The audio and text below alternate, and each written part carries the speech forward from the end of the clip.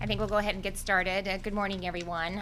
It's day 30 of the federal government shutdown, and 41 million more Americans are about to feel its impact in a very personal way. As federally funded food assistance for vulnerable low-income households is set to end tomorrow, the USDA's Supplemental Nutrition Assistance Program, or SNAP, is 100% federally funded at the cost of nearly $100 billion a year. And as we start the month of November, the first month of the new federal fiscal year for SNAP, there's no budget for that program to continue.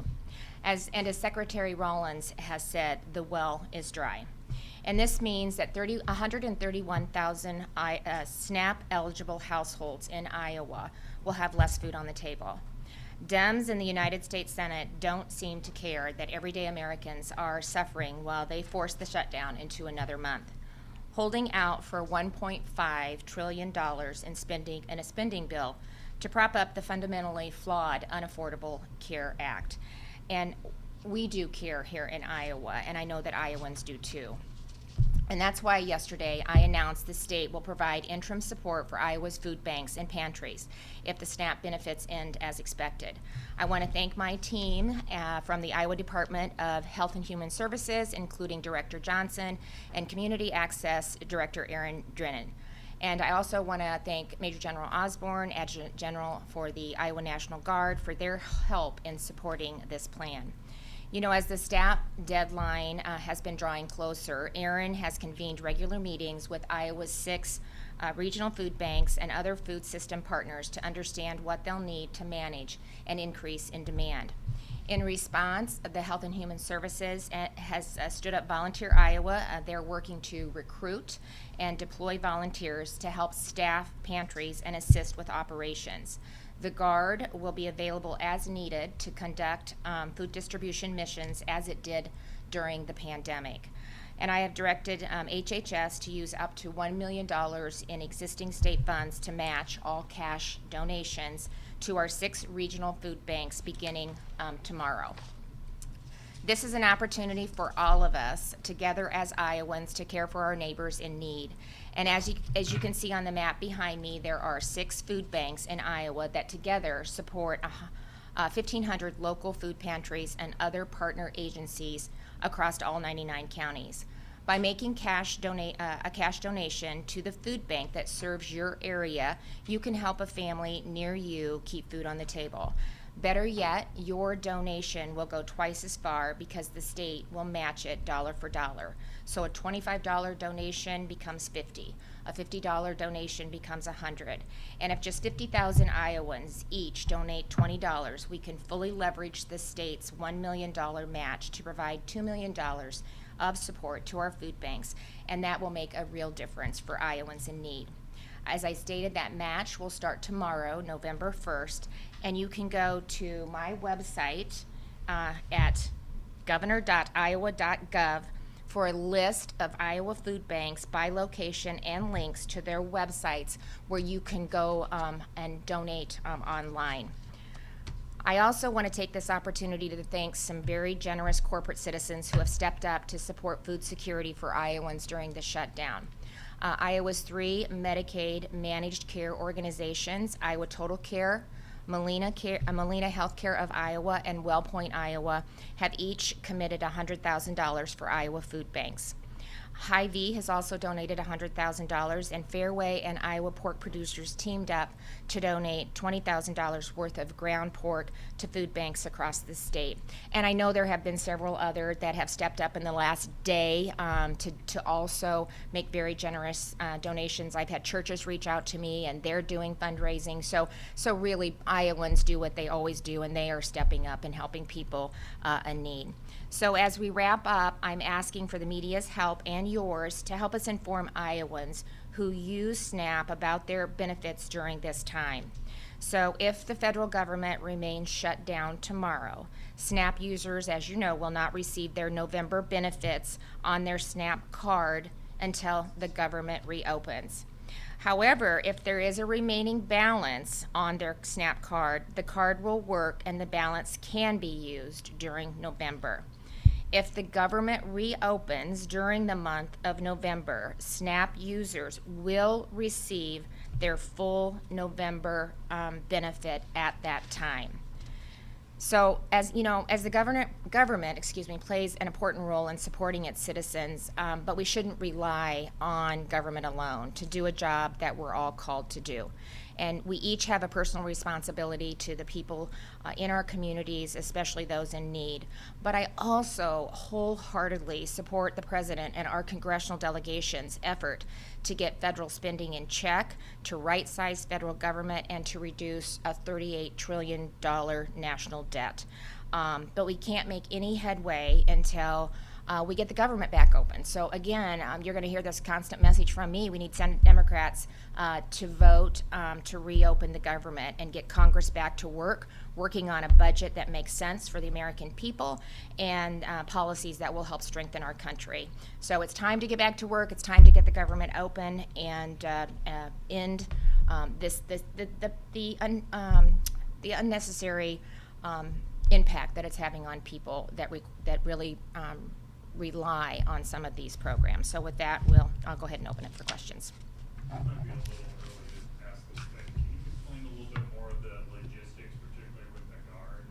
Like, where do you see them stepping in for the distribution? And is it largely like outside of the major food banks? Yeah, I think if we see, it's people. It always comes down to people. And so during COVID, I think you helped with some of the logistics in getting the food to the various food banks. But I'll let you, if you have anything to add to that. And it's as needed. Yeah, certainly we're taking direction from HHS, but we're templating kind of our support of what we did during COVID, which was movement of food across the state from distribution centers to the food banks, and then temporary or possibly to satellite locations, as well as warehouse management or helping them manage the food banks themselves, movement of food, pallets, those type things. And during COVID, as you remember, we packed boxes. We distributed a lot of pre-boxed food. So we're kind of templating our support on that. But right now we're kind of waiting on the demand through HHS on what exactly they're going to need.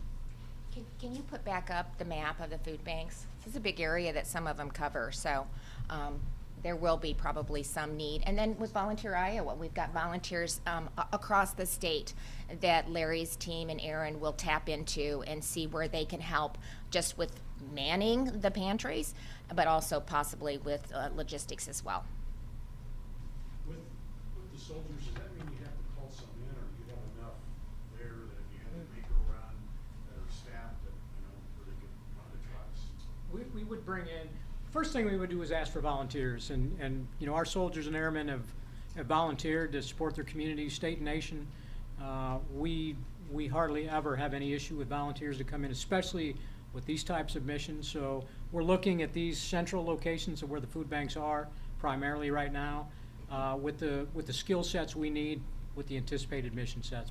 But yes, we will bring soldiers and airmen onto state active duty. Would they be unpaid during that time? We'll be able to stand up a mission and they would be paid. They would be paid. They would be State paid active duty would be because it would be state active, just like they were in COVID. As I understand it, you're matching up to $1 million in donations. Uh-huh. If those donations don't reach $1 million, will you still plan on donating $1 million to food banks? Yeah, I mean, we'll donate it where the need is. So if there's a need, we have up to $1 million to match the generosity of Iowans and corporate partners across this state. So it's my anticipation, from what I know from Iowans, we'll be able to expend that.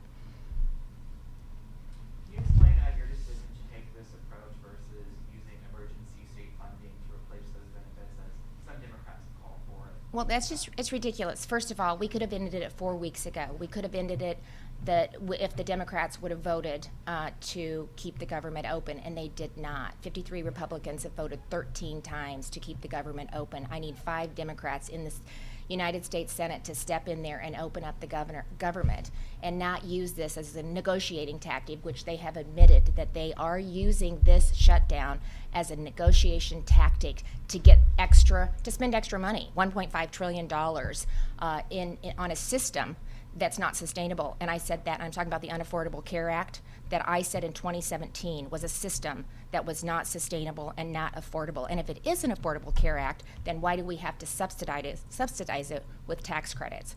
So it is a federal program. It cost $45 million a month to support that. And we don't have those kind of funds. And so we need to get the government open. We need to continue the budget as is, and then come to the table and negotiate what they want to talk about moving forward. During the Biden administration, 13 times the Republicans voted for a clean CR to continue the negotiations. That is how it's always been done. There is absolutely no reason that they're not doing that now and putting Americans and Iowans at risk and causing this unnecessary chaos and uncertainty in their life. So they have an opportunity to change it today. They had an opportunity to change it 13 times. 13 times they have voted in the Senate Democrats, to not pass a clean CR. It's that simple. It is that simple to get that done, to put everybody at ease, to move forward, and then get to the table and negotiate the priorities that they're talking about. And some states are suing the federal government to urge them to use contingency funds, the USDA. Can you explain your thinking on that lawsuit, whether you think it would be possible for the federal government to tap those funds? I think it's ridiculous. I think it's ridiculous, and I think it's a waste of time. I'm going to say it again, pretty darn simple. 5 United States Senator Democrats need to vote with 53 Republicans and open the government. That's what they need to do. And it's a month. The cost of the federal government, I think, is $9 billion. I think the contingency fund is $6 billion. It doesn't even cover a month. I also think that they need to, just like we've done here in the state of Iowa, it's obvious that it's 42 million Americans, it's close, are using SNAP benefits, and that's just about 1 in 8. And so I think, this is a big program. I think we need to take a look at it. We need a comprehensive review of the entire program. Are there things that we can be doing, like we're doing here in Iowa, to help lift people up, to help them get a job and a career where they can take care of their families? This is an important program for individuals that need it, and it's like every other one. There is so much fraud and abuse in these programs that it runs the risk of not having the funds there to help those that really need it. And so just like we have done with all of our programs, and will continue to do with our programs, you need to do a review of it. You need to look at the transparency. You need to look at who qualifies. What are the metrics? What are we measuring? What are the things that we can be doing to get them off? And help lift them up. And so my hope is that, first of all, the Senate Democrats will stop keeping the government closed and open it back up and really start having those kind of conversations about what we do moving forward. We'll take time for one more. This keeps dragging on like this. You have to start looking at ways to try to slide state funding in to pay the guard, not to put you on the spot. Yeah. Say that to him, but as some states are at least having that conversation to at least pay the guard folks rather than make them fill it out their own. Yeah, especially those that are deployed. We're continually having those kind of discussions. I mean, Erin is you have 2 calls a week, I think, right, with our food banks, and have been since at least last week. And before that, I think you were connecting with several of them, just checking in and seeing what they need and what are their concerns and where can we help. And I get an update every week on the government shutdown and which agencies are being impacted, how many are furloughed, how many potentially will be furloughed, what does that look like, are they completely 100% federally funded? So I get an overview of that every single week, and then we're looking at what contingency plans look like. But we can't just shift it to the states. States don't have the funds to be able to do that. And so really, most of these are federal programs, and they need to get the government open like they have in the past and get to work on finding solutions. And that means both parties sitting down at the table and having a discussion. And I think, Leader Thune has said, I'm willing to have that conversation. We'll take a vote on the Affordable Care Act, Unaffordable Care Act, whatever you want to call it. I think he's indicated he would be willing to do that. But you can't hold, a gun to somebody's head or have this be part of the negotiations. That's just, it's not effective. And it's not been done that way before. So I think we should, I think it was just like, what was it, 6 months ago. Democrats voted for a clean CR just 6 months ago. So come on, let's get to the table, let's get this passed, and let's start doing the work of the people and find some solutions moving forward. Thanks.